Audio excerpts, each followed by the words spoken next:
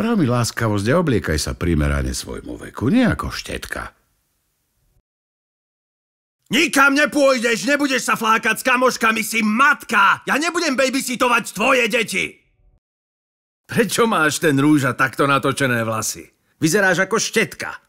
Takto mám s tebou niekam ísť? Ty o peniazoch nevieš nič. Všetko budeš dávať mne. Skús odísť. A potom uvidíš.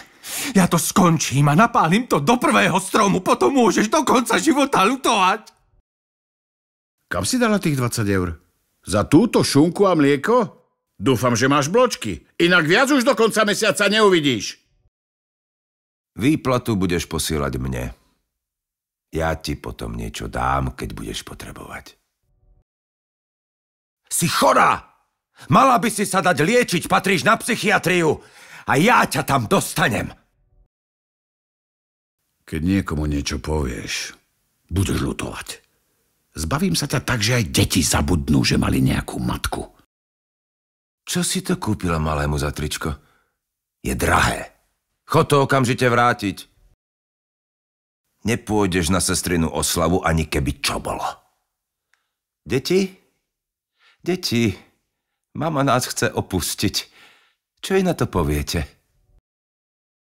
Keby si ma milovala, nenechávala by si zadné vrátka a byt po vašich by si prepísala aj na mňa.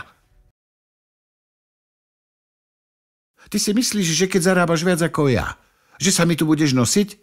Pozri sa, aký tu máš všade bordel.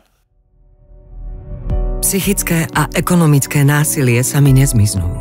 Začnite o nich hovoriť. S nami na to nebudete sama.